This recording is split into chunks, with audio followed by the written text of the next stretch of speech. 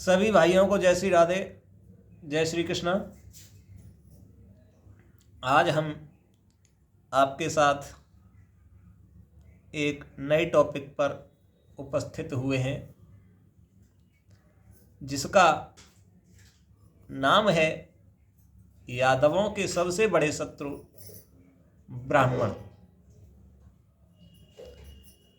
ऐसा क्यों है, इसका प्रमाण बताने के से पहले हमारे चैनल पर कुछ लोग बड़े बड़े विद्वान जुड़े हुए हैं। मैं उनसे माफ़ी चाहूँगा। जैसे कि हमारे परम आदरणीय बड़े भाई साहब श्रीमान भारत शास्त्री जी, मैं उनसे कहना चाहूँगा कि महोदय जी, कृपया आप हमारी बात को दिल पर न लें और आप खुद जानते हैं इस बात को कि ये बात सत्य है।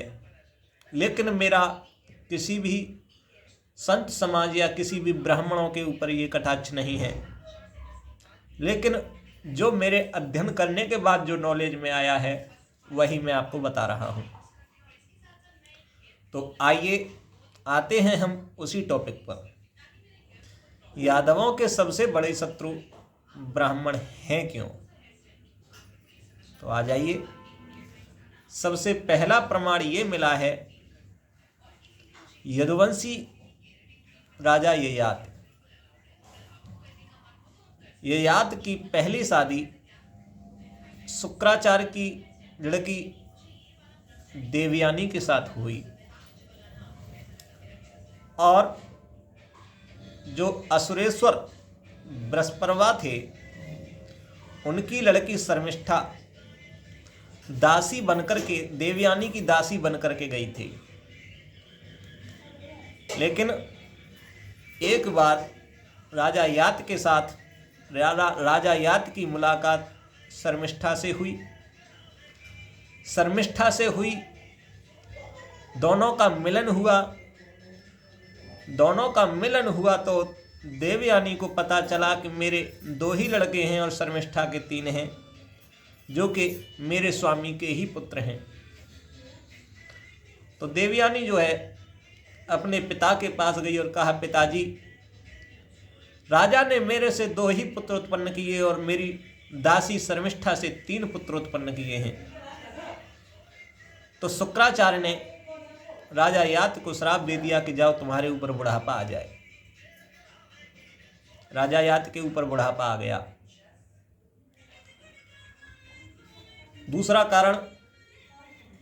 दूसरा कारण यह है कि यादवों के सबसे बड़े शत्रु महामुनि दुर्वासा, वो इसलिए कि एक बार समस्त यदुवंशी जो है समुद्र के किनारे खेल रहे थे। तो खेलते खेलते उनका विचार आया कि ये संत महामुनि तपस्या कर रहे हैं, हम इनसे थोड़ा हंसी मजाक करें। तो सांब के उधर से एक पत्थर को बांधकर, पेट से उधर से पत्थर को बांध करके ले गए औरत बनाकर, और बोले कि भगवान, इस औरत के पेट से लड़का होगा या लड़की होगी, बताइए। दुर्वासा ऋषि ने अपनी योग दृष्टि से देखा और पता लगाया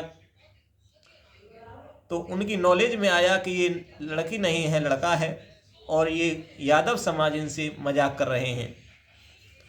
तो उन्होंने कहा कि इसके पेट से मूसल निकलेगा जो कि समस्त यादवों के लिए विनाशकारी होगा। हुआ भी ऐसा ही। मूसल निकला, वो जो है समुद्र में फेंकवा दिया तो उसे एक मछली निकल गई उसे, और उसे फिर जो है यादवों के हाथ फिर लग गया। फिर उसे घिस करके एक चूर्ण बना करके उसे समुद्र किनारे फिर फेंक दिया गया। फिर फेंक दिया गया, वही जो है एक घास बन करके एक घास बनी। और एक बार समस्त यादवों का तांता लगा हुआ था। तांता लगा हुआ था तो एक बार सात्यकी और कृतवर्मा में महाभारत में जो संग्राम हुआ था उसके ऊपर कुछ प्रसंग छिड़ गया, दोनों में आपसी संग्राम छिड़ गया। जो सात्यकी के पक्ष में थे वो सात्यकी के पक्ष में आ गए, जो कृतवर्मा के पक्ष में थे वो कृतवर्मा के पक्ष में पहुंच गए। और इन जिन जिन यादवों के अस्त्र शस्त्र खत्म हो गए थे वो उसी घास को उखाड़ करके मारने लगे, और वही घास जो है अस्त्र का काम करने लगी। तो इस तरह उसी घास के द्वारा 56 करोड़ यादव एक दुर्वासा ऋषि के श्राप के कारण जो है मारे गए। दूसरा कारण ये कि भगवान कृष्ण और सुदामा, वैसे तो इनकी शत्रुता कुछ नहीं थी, लेकिन सुदामा की वजह से भगवान कृष्ण को गुरुकुल में कई बार भूखा भी रहना पड़ा था। चौथा प्रमाण यह है कि एक बार जो है राजा सहस्त्रबाहु अर्जुन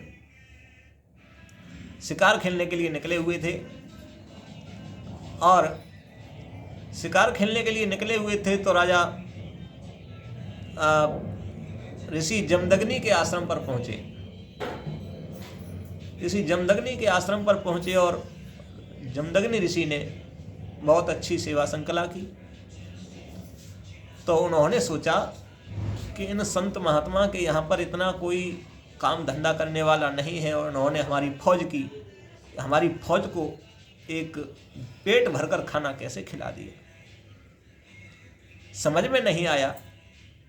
तो सहस्त्रबाहु ने ऋषि से पूछा, महात्मन आप हमें एक बात बताइए कि हजारों लाखों की संख्या में जो हमारी सेना है, और आपकी पत्नी ने हमारे सारी सेना को भरपेट भोजन खिलाया, जो किसी ने रसगुल्ला मांगा, किसी ने पूड़ी मांगी, किसी ने हलवा मांगा, जिसको जैसा भाया उसको उस तरीके से खिलाया।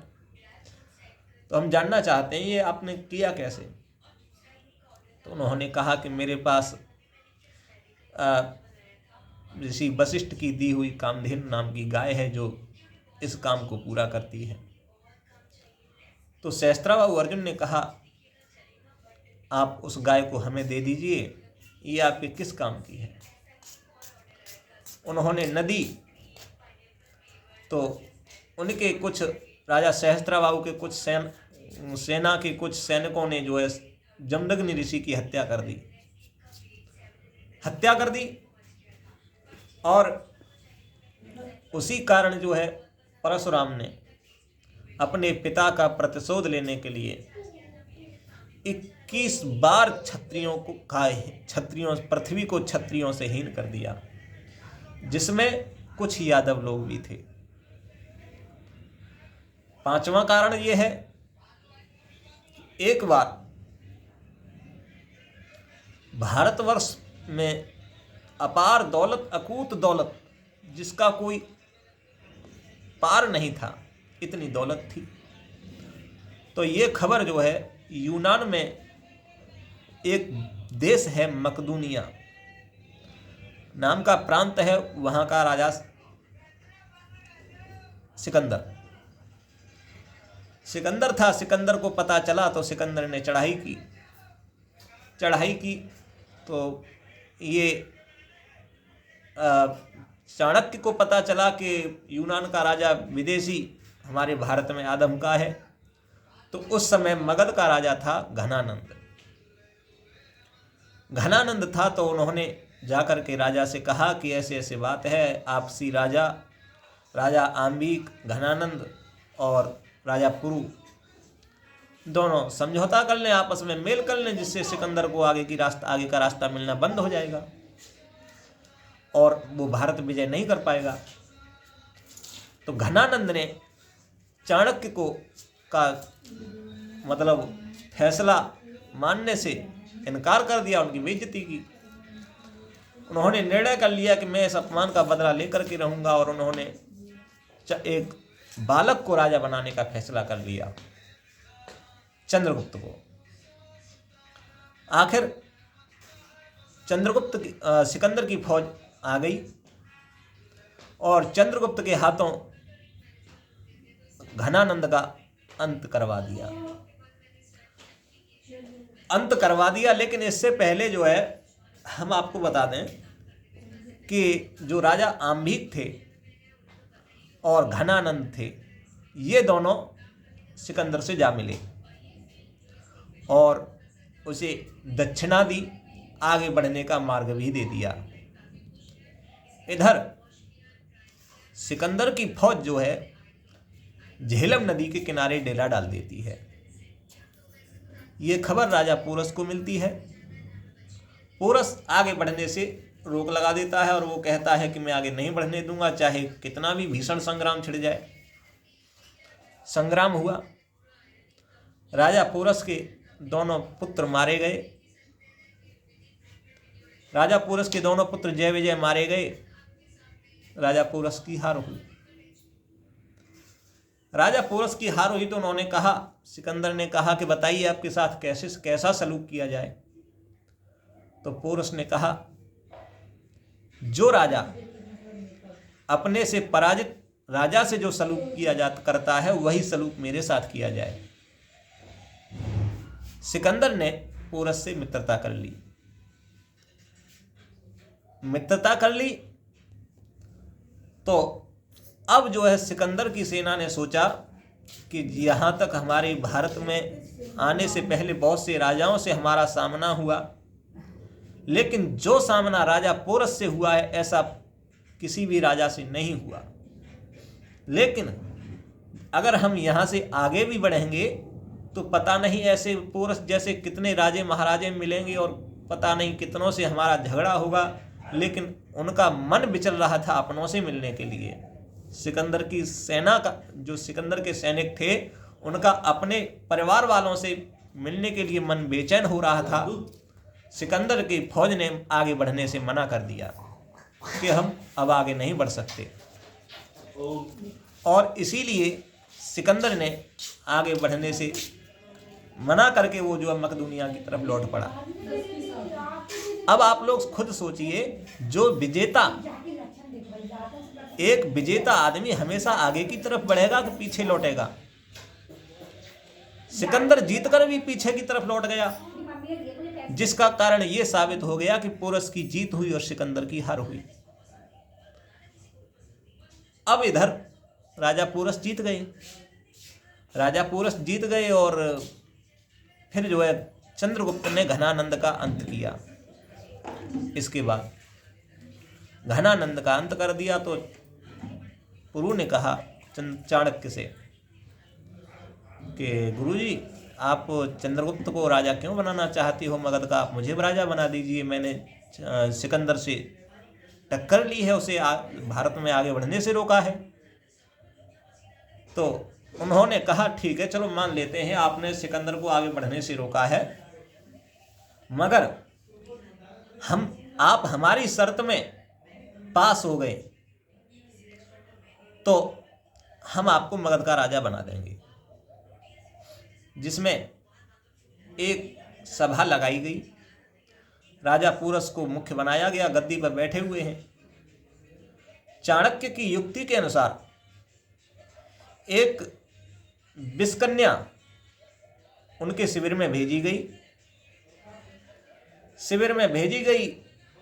उसका इतना रूप लावण्य इतना सुंदर कर दिया था कि राजा पोरस उसके रूप लावण्य में फंस गए और उन्हें अपनी रात्रि शयन करने के लिए अपने कमरे पर निमंत्रित किया। विषकन्या गई और उसे संबंध बनाने के कारण वो विषकन्या थी और उसी संबंध बनाते वक्त राजा पोरस की मौत हो गई। राजा पोरस, कई प्रमाणों में तो ये आया है कि राजा पोरस जो है यदुवंशी थे, और कुछ प्रमाण ये कहते हैं कि राजा पोरस जो है राजपूत थे, कुछ कहते हैं कि राजा पोरस गुर्जर थे, लेकिन हमारी नॉलेज में ये आया है कि राजा पोरस एक यादव समाज से थे।